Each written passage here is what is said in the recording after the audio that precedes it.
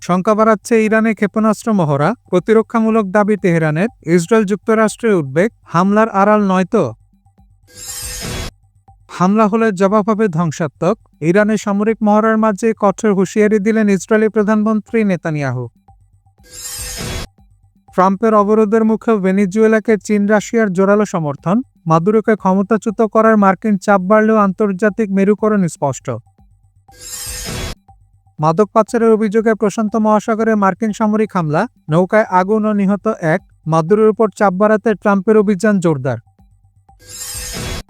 বিশ্বশক্তিতে নতুন চাপ, মঙ্গোলিয়া সীমান্তে ১০০টিরও বেশি আন্তঃমহাদেশীয় ক্ষেপণাস্ত্র সাইলো মোতায়েন চীনের, পেন্টাগনের সতর্কবার্তা। এবং ইউক্রেন যুদ্ধের জের, রাশিয়ার আর্থিক ও বাণিজ্যিক নিষেধাজ্ঞা আরও ৬ মাসের জন্য বাড়াল ইউরোপীয় ইউনিয়ন।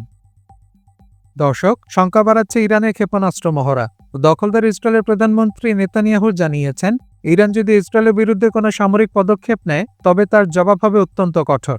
এ বিষয়ে আপনার মন্তব্য কি, অবশ্যই কমেন্ট করে জানাবেন।